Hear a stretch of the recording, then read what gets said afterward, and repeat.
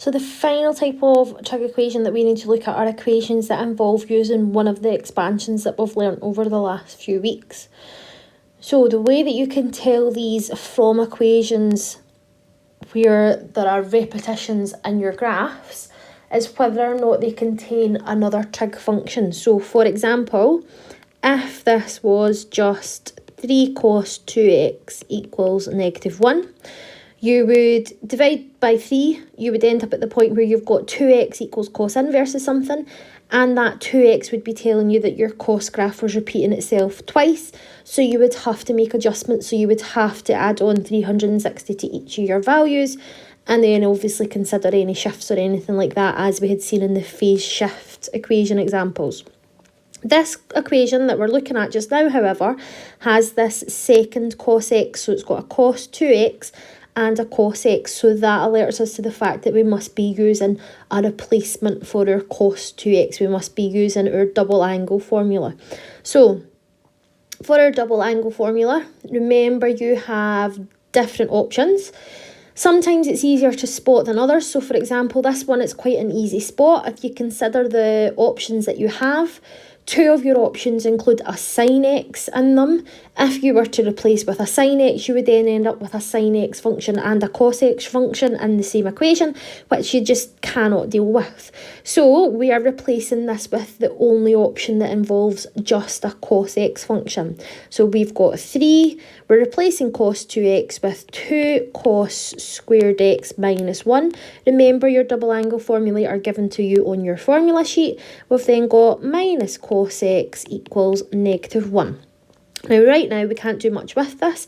We need to get it into a nicer format. Now, majority of the time, once you've completed this question, you're then going to have to, or once you've completed that stage, I should say, you're then going to have to factorise. So I'm now going to get this in the format that's suitable for factorising. So first thing I need to think about is getting rid of this bracket. So that is 6 cos squared x minus 3.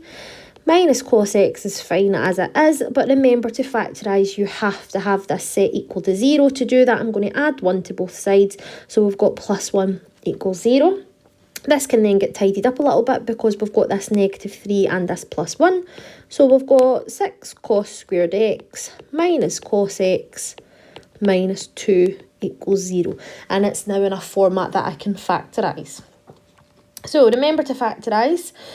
You can change this into a quadratic form, something along the lines of 6c minus 2 equals 0, or you can just go straight to factorising here. Remember, before you factorise a trinomial, always look for a common factor. I was hopeful because we've got a 6 and a 2 that there'd be a common factor, but that cos x is just a 1 cos x, so there's nothing that all 3 of the parts have in common.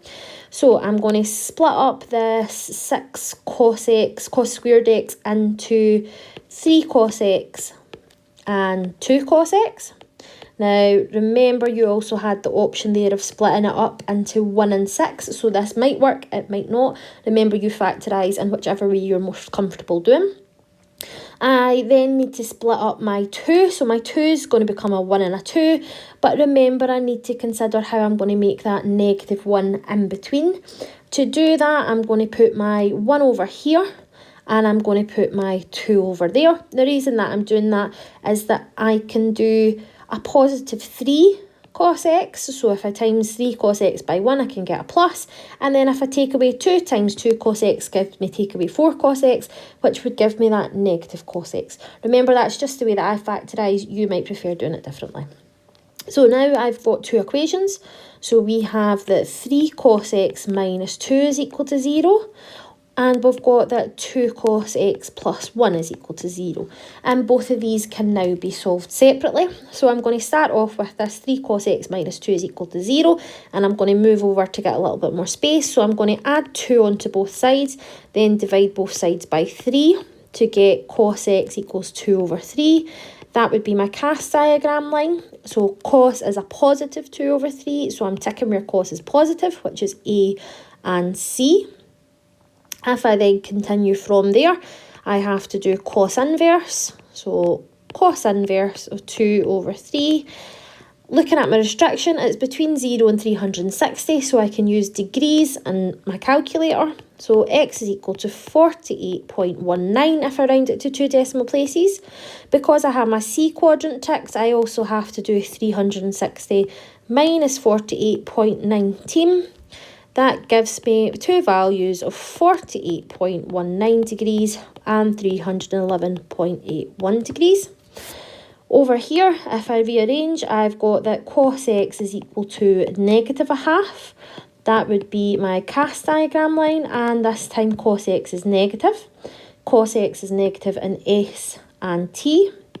Then x is going to be cos inverse of +1/2. Remember, don't put your negative into your calculator. So, cos inverse of -1/2 will give me 60. Looking at my cast diagram, my A quadrant isn't ticked, therefore 60 is not one of my final answers. I have to use my 180 minus 60, which is my S quadrant, and my 180 plus 60.